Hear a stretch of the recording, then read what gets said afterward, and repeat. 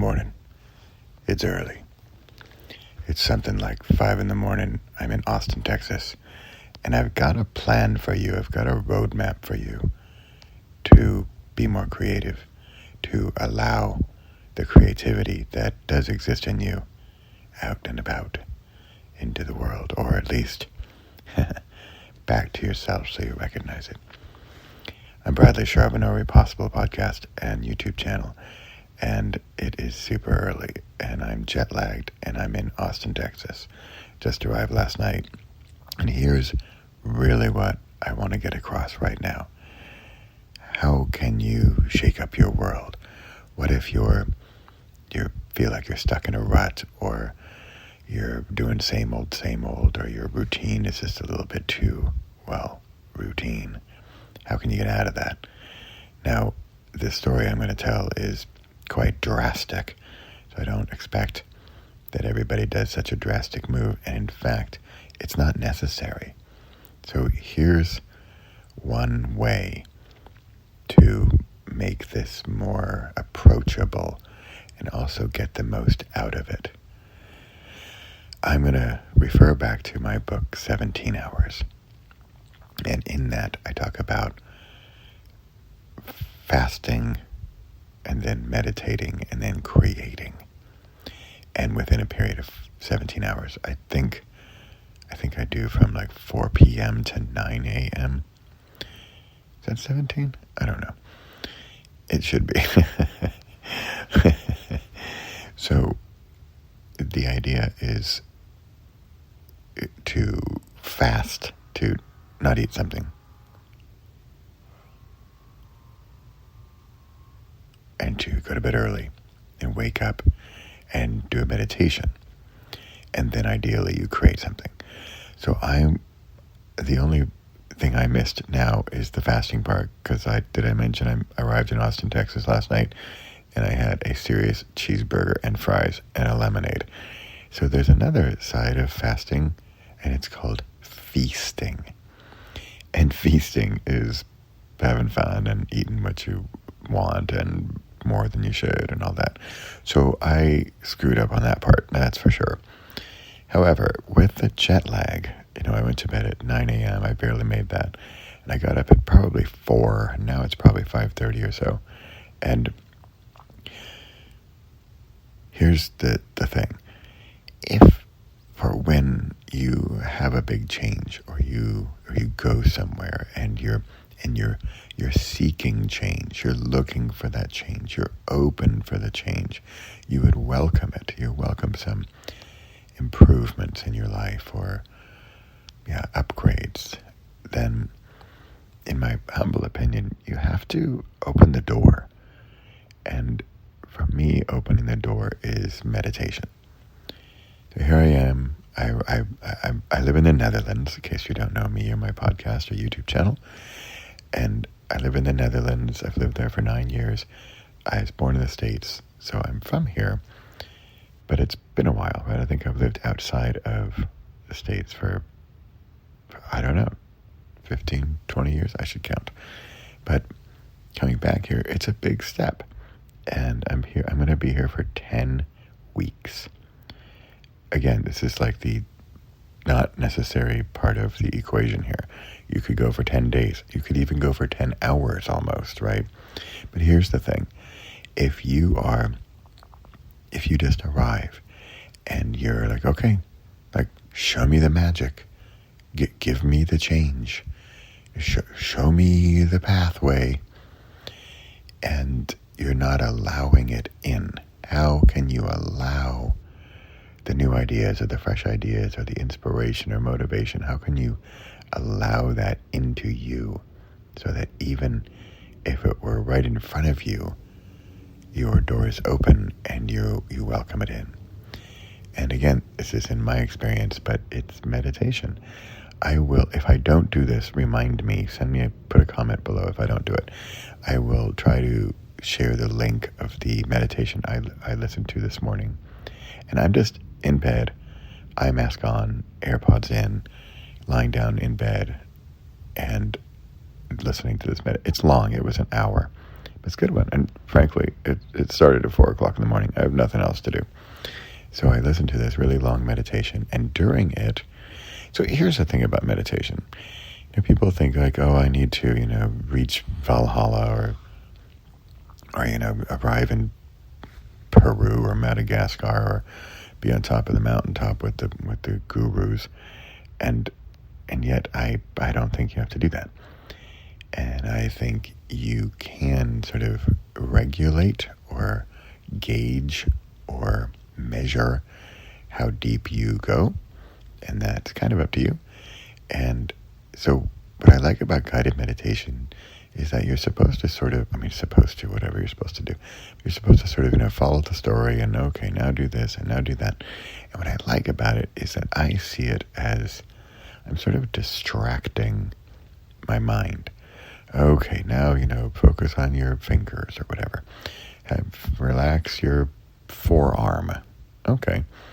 Oh, I'm relaxing my forearm. And as I do that, I'm sort of distracting my mind and my body. And I'm, okay, let me go relax the forearm. Okay, let me go work on that.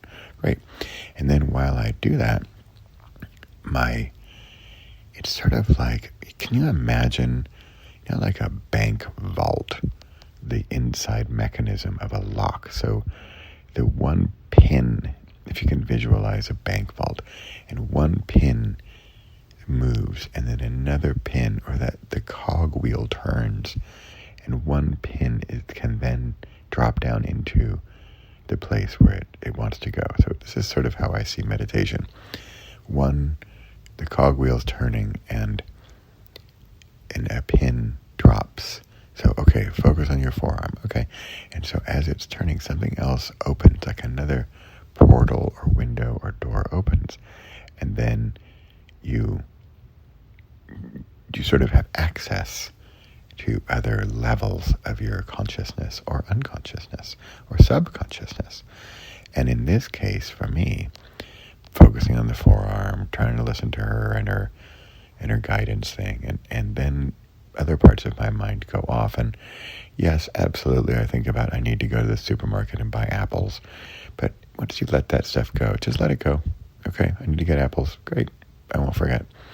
Let it go, and then go back to the forearm if you need to.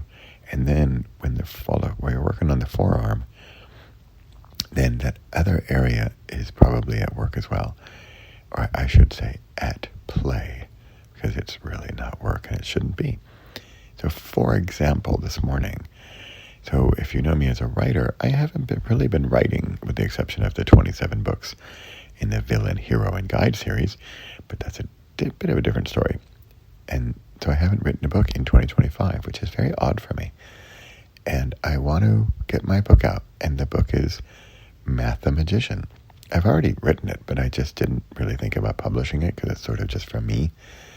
And so here we are in Austin, Texas, and somewhere around 5:30, I thought I should publish that book. So there's a perfectly concrete example of how this works.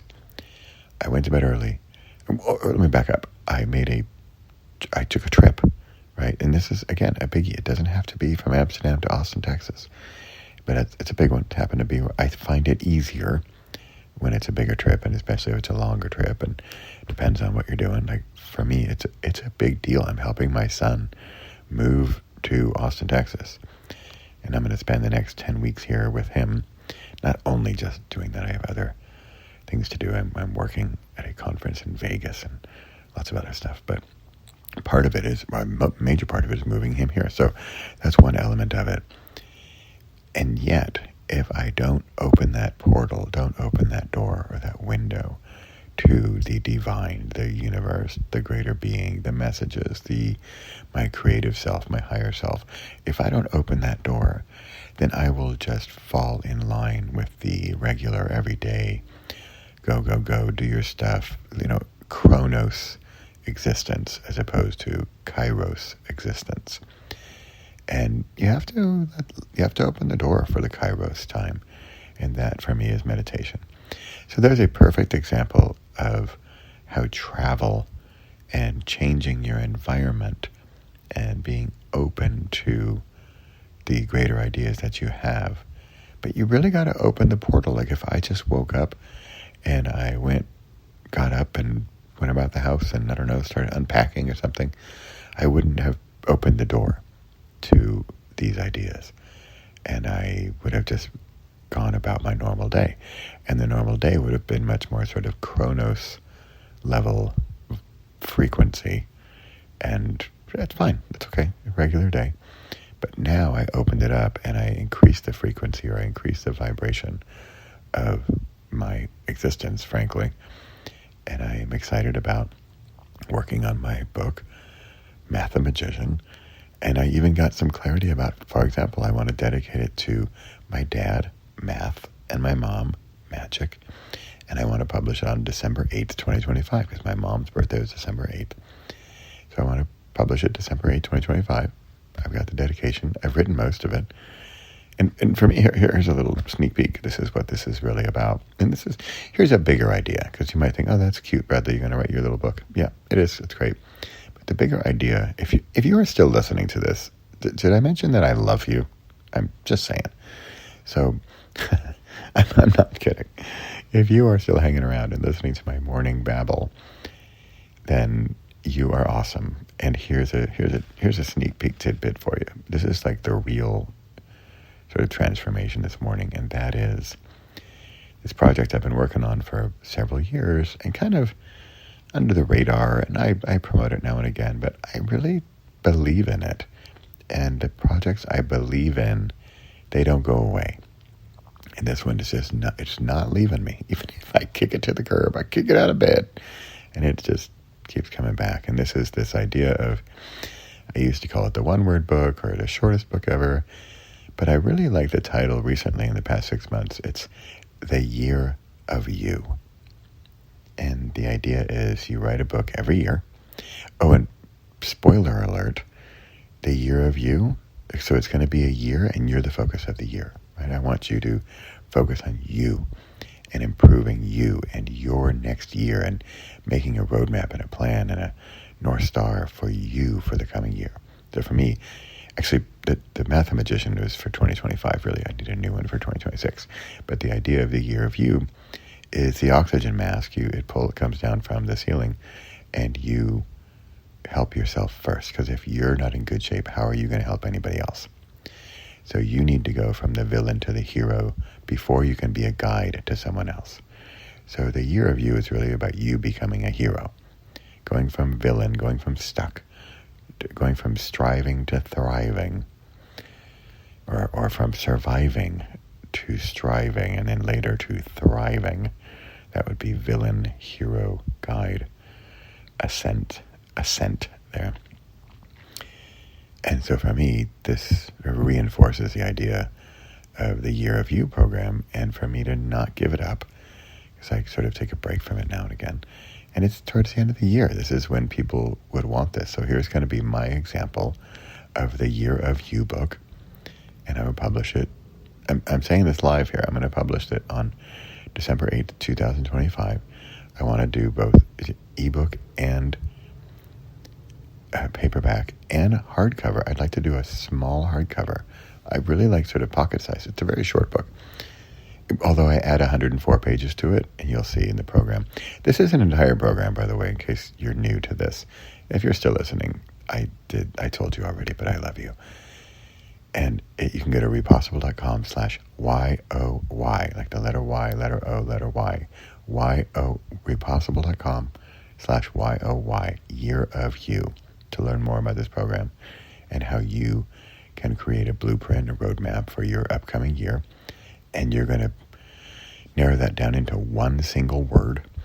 And there are 12 elements of this book. I can list them, see if I get them off the top of my head here in the darkness of the early morning Austin, Texas. And that is, okay, we got cover, we've got title and subtitle, we've got epigraph, which is a quote, dedication, or who you're dedicating it to, sort of in the future, then preface, which is your current state of mind, state of affairs. Then there's the chapter 1, spelled W-O-N, which is your one word. For me, it's Mathemagician. Mathematician is a made-up word, by the way. It's math and magic put together, right? Mathematician. And then we have the epilogue. And the epilogue is you're writing it from the future. And you're 1 year in the future, and you're looking back on the past year, which, of course, is the coming year in real present-day time. And you are describing how the year went, and in very positive terms, ideally, and not outrageous, not, I won the lottery and I got a Ferrari. I mean, unless that's really your plan. And you explain the year, then you have acknowledgments, and that's who you're thankful for, to the people or things or programs or whatever who helped you get to the success of the year. Then it's a typical author thing. It's also by the author. And I want you to write 3 other book ideas that you have. You don't have to write the books. It's just, I want a title and a subtitle and description of 3 other books that you might write in the coming year, or not. But just write the 3 books. And then there's the about the author, which is your bio about the author page. And I want that to be also in the future, sort of from the future. So it's very successful and talks about how you've done these things in the past year, right? And then finally the blurb, or the back cover blurb, or sales page, or Amazon calls it the book description. And that's sort of the sales page. And what that's doing is that's kind of selling the future tense, the future you, to the present you. So remember, this is all about you. It's the year of you. And that's what the blurb does. So honestly, I think the blurb is sort of the hardest part, because it's a sales pitch. It's just like, ideally you can write it in sort of advertising copy style, right? Okay, I've got way deep into sort of operational stuff here. I didn't really mean to do that. But see, this is what happens when I wake up early and I open the door to creativity. And the trigger for all of this is travel. It's getting out of your normal zone, out of your routine, out of your regular rhythm, and shaking things up, but then not forgetting to open the door, to open the portal, to open the window to your higher self, and giving yourself some peace, listening to a meditation or something. It's got to be longer than like 5 minutes, right? I mean, this was an hour, and I'm wide awake because I'm jet lagged, so I wasn't really falling asleep, but I was all over the place. I was, like I said, at the supermarket, and we got a bunch of stuff we got to do this week, and I got through that, but then I calmed and I soothed my forearm or whatever, right? I listened to the thing, and then I opened up and I allowed this stuff to come in, and this is what came in. I am sure this is way longer than my usual babble in the morning, but that's the kind of the point here. I am, people say, aren't you on vacation? And honestly, weirdly, and I think people who create will understand this, or creators or artists will understand this, but I love this. This is the creating part. Remember, yesterday was fasting or feasting. Then there is meditation, which I did an hour, and now this is the creating part. And this is kind of the best part. This is kind of the cherry on top, or the bow on top of the gift.